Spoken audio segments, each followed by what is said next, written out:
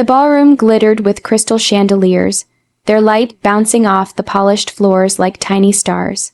The air smelled of roses, an expensive perfume. A perfume I could never afford, but that seemed to cling effortlessly to my sister, Emily.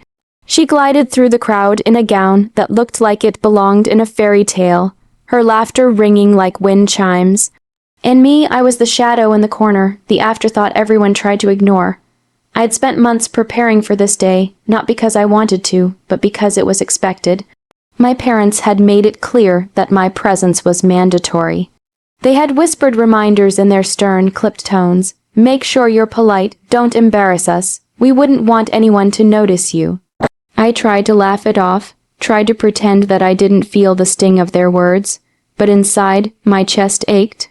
As I watched Emily sway gracefully through her first dance, my mother appeared beside me like a storm cloud, her diamond earrings catching the light.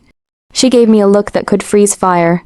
Do try not to ruin everything, she hissed under her breath, loud enough for me to hear. My father, ever the statue of cold perfection, didn't even glance at me. His silence spoke volumes, louder than words could ever manage. The moment came when my parents were to give their speech. I perched on the edge of my seat, a fragile spectator of their scripted perfection. My mother's voice, sweet and saccharine, turned venomous as she leaned slightly into the microphone. "We are so proud of Emily," she said, eyes glinting with pride, "and of course, we hope everyone knows how important it is to surround yourself with family who uphold certain standards." I swallowed hard, sensing the storm before it hit, unlike some members of this family. She continued, letting the words hang in the air like daggers, "who have repeatedly shown themselves to be a disgrace, but we still love them, in our own way." The ballroom seemed to shrink, all eyes on me. I felt the heat rise to my face as a few murmurs rippled through the crowd. My stomach dropped. Disgrace, that word. My parents had always criticized me behind closed doors, but never before in front of everyone. Not at my sister's wedding. I tried to smile, tried to play it off, but the knot in my chest tightened. Emily's eyes met mine for a brief second, pity and embarrassment swimming in their depths. I wanted to sink through the floor, wanted the earth to swallow me whole. I could feel my hands trembling, my voice caught somewhere in my throat. I left the ballroom under the pretense of checking on something. But really, I just needed to escape. Outside, the night air hit me like a wave, cold and shocking. The sounds of laughter and clinking glasses faded behind the closed doors. I hugged my arms around myself, trying to hold in the tidal wave of humiliation, the years of quiet mockery finally spilling over. For years, I had been the shadow in the family photographs, the one who never got praised, the one who never measured up. Birthdays, holidays, every small victory, always met with comparisons, always the reminder that I was less. And tonight, that truth had been amplified, broadcasted to everyone I had ever known. I sank to the steps outside the hotel, my phone trembling in my hand. I didn't cry, not yet, but I could feel the tightness behind my eyes, the sting threatening to break through. And as I sat there, under the indifferent stars, a quiet resolve began to form. If they saw me as a disgrace, then I would become something they could not ignore, something they would regret ever underestimating. The night swallowed me in its darkness, but even in that silence, a small ember of determination glowed. One day, they would remember this night, and they would wish they had never spoken that word aloud. The days after the wedding were a blur of shame and silence. I moved through our family home like a ghost, avoiding the stares of relatives who had been witnesses to my parents' cruel words. Every photograph, every congratulatory card that had been left for Emily felt like a reminder of my insignificance. I couldn't eat, I couldn't sleep. Even breathing felt heavy, weighed down by the judgment I had been forced to wear like a badge of dishonor. I retreated to my room, shutting the door on the world. My old journals, dusty and forgotten, suddenly became my refuge. I read them obsessively, flipping through the pages of dreams I had once dared to hope for. My handwriting was small, neat, filled with ambitions and moments I had treasured in secret. The first story I had written, the painting I had completed, the music I had recorded, All of it had been dismissed, belittled, forgotten, except now I clung to it like lifelines. The sting of betrayal didn't fade, it fermented. I remembered how my parents had always compared me to Emily, measuring every small achievement against her perfection. "Why can't you be more like her?" my mother had often said, a phrase that had carved itself into my memory, sharper than any knife. My father, more subtle, had preferred to ignore me entirely when I faltered, letting silence do the cutting. I replayed the wedding speech over and over in my mind. The word disgrace echoed in the empty corridors of my thoughts, bouncing off the walls, refusing to let me rest. Shame turned to anger, anger to bitter resolve. I realized that I had spent too long shrinking myself, apologizing for existing, trying to please people who would never see me as anything but a failure. It was during one of those long, sleepless nights that my phone buzzed. The screen lit up with a single message from an unknown number. "You are worth more than you know. Don't waste another second, I can help." I stared at it, heart hammering. My first instinct was to dismiss it as a prank, a cruel joke sent by someone who had overheard the wedding. But something in the phrasing felt deliberate, almost intimate. The timing was uncanny. I had been spiraling, trapped in the shadows of my own life, and now this message felt like a key, a doorway I hadn't realized was there. Days passed and the message haunted me. Who had sent it? How could they know? Finally, curiosity outweighed my skepticism. I replied, "Who is this? How can you help?" The answer came almost instantly. "Meet me, tonight, 8 p.m., be ready to start." I didn't sleep that night. Questions raced through my mind, but under them all was a spark I hadn't felt in years. Hope, the ember of determination that had flickered on the steps outside the wedding, now glowed brighter. Perhaps this was the chance I had been waiting for. The opportunity to reclaim myself, to stop being the person my parents had labeled a disgrace. By the time the clock struck 8, I was trembling not with fear, but with anticipation. I had no idea who I would meet, what path would unfold, or if this was even real. But I had nothing left to lose. For too long, I had allowed my parents' cruelty to dictate my self-worth. Now I was ready to listen, to learn, to fight not for them, not for Emily, but for me. That night, as I stepped out into the cool evening air, a strange sense of clarity washed over me. I wasn't just hurt, I was awake. I wasn't just powerless, I was ready. Somewhere in the shadows someone, or something, had reached out, promising a new path.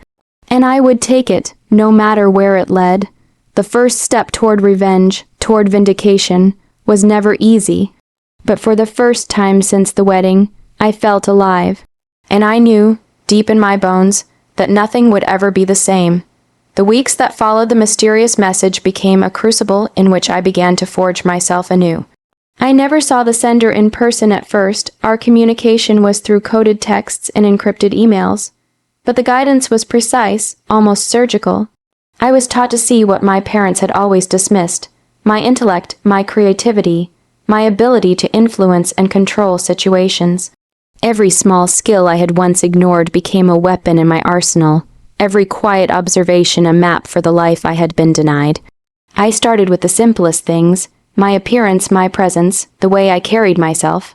I no longer slouched in the corners of rooms or spoke in timid whispers.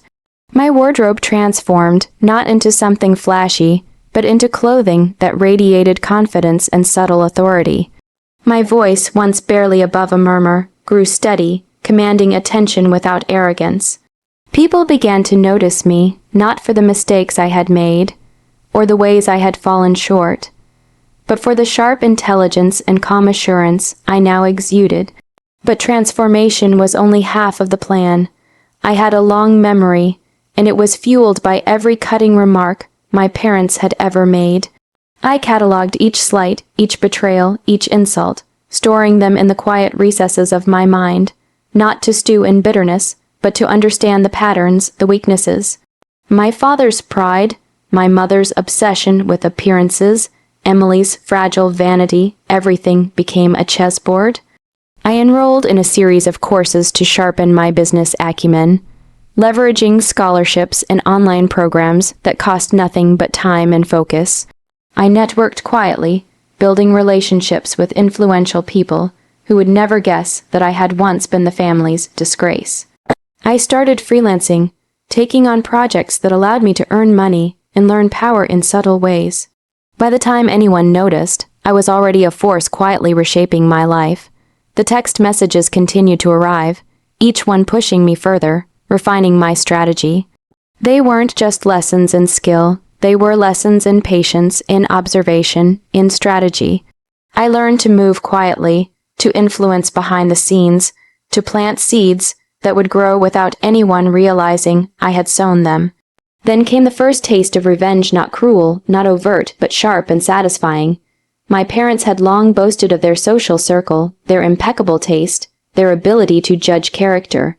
In an instant, I began to infiltrate those circles, attending events where they were present, slowly earning recognition and respect. Invitations came, compliments were given, and slowly, whispers began to circulate about me. She's so talented. I never expected this from her. How did she become so accomplished? My parents' faces, when they heard these murmurs, were masks of forced composure, hiding the shock I relished. Every step of my progress was meticulously calculated. I did not gloat, I did not confront. The sweet satisfaction lay in their silent awareness that the child they had scorned, the one they had labeled unworthy, was now a reflection of success they could not control. I was no longer a shadow. I was a presence, unmistakable and undeniable, and through it all, I continued to grow not just in skill or wealth, but in self-respect. I no longer sought validation from my family. I had become my own standard. The anger that had once burned as a wound now fueled me as a quiet, steady flame. Every achievement, every recognition, every moment of being taken seriously was a reclamation of the years I had spent being invisible. The plan was far from complete. There were still subtle moves to make, lessons to learn, and vulnerabilities to exploit. But for the first time, I realized something critical. Revenge was not merely about punishing them. It was about proving to myself unequivocally that I was more than their judgment, that I had been more than the label they had forced upon me. And so, armed with knowledge, skill, and a patience honed sharper than any blade, I continued to prepare. The night of reckoning was not yet here, but it was coming. Every day, every step, brought me closer to the moment when my parents would finally see what they had lost. Not just the child they had scorned, but the power of someone who refused to be diminished. It was a crisp autumn evening when I finally stepped into the room where my parents and Emily were gathered, their laughter filling the space. I could feel their eyes sweep over me, not with warmth, not with recognition, but with the faintest flicker of curiosity. For years I had been invisible to them, a shadow they could dismiss without guilt. Tonight, I was impossible to ignore. I entered with calm confidence, my posture straight, my expression serene. My wardrobe spoke volumes, understated elegance that radiated power. Every detail meticulously chosen to convey control and success without arrogance. The murmurs began almost immediately, is that I hadn't realized. I let them wonder, letting the anticipation build. There was no need to announce my achievements soon. The proof would speak for itself. Emily smiled nervously, her flawless composure faltering for the first time since childhood. "You look different," she said, a tremor in her voice betraying her unease. I smiled softly, the smile that had been years in the making. "I've grown," I replied simply. The words were unassuming but loaded with everything they had refused to see: resilience, determination, brilliance. It started subtly. An acquaintance from one of my professional circles mentioned my latest project, a venture that had already garnered praise and attention in our city's elite. Conversations shifted in my direction. Eyes lingered longer, voices softened in respect. My parents' polite smiles became tight, their attempts to appear unaffected slipping as they realized the magnitude of the person standing before them. My mother's eyes widened imperceptibly when she overheard someone mention my latest recognition in a prestigious journal. My father's jaw tightened as whispers of my expanding influence reached him. Emily, the golden child, paled slightly as she realized the brilliance her parents had ignored for so long was no longer hidden. But the true moment of vindication came later, when a formal dinner was arranged under the guise of a family gathering. I arrived with a guest, someone influential in my field, who had no idea of my family dynamics. During the introductions, my companion casually praised my achievements, highlighting awards, contracts, and accolades I had earned quietly over the past months. Every word landed like a gentle hammer on the fragile pride my parents had always clung to. I watched them squirm with subtle horror, trying to maintain composure while the room's attention shifted unmistakably toward me. No shouting, no confrontation, no accusations, just the undeniable reality that the disgrace of the family had become a force they could neither dismiss nor control. Their carefully maintained facade of superiority crumbled under the weight of my quiet success. Emily tried to laugh it off, making a small joke about how I had finally caught up. But it was hollow. I let her words pass, refusing to engage in mockery. I wasn't here to gloat. I was here to show that I had grown beyond their judgment. The satisfaction lay not in their embarrassment, but in the knowledge that I had reclaimed my dignity and self-worth. Later, when I spoke privately with them, my voice was calm, unwavering. You called me a disgrace at Emily's wedding. I let that hurt me for years, but look at me now. I didn't need your approval to succeed. I needed only myself. The silence that followed was profound. My parents' faces were pale, their eyes avoiding mine. For once, they couldn't use words to wound me. I had outgrown their cruelty. The sweet revenge wasn't humiliation.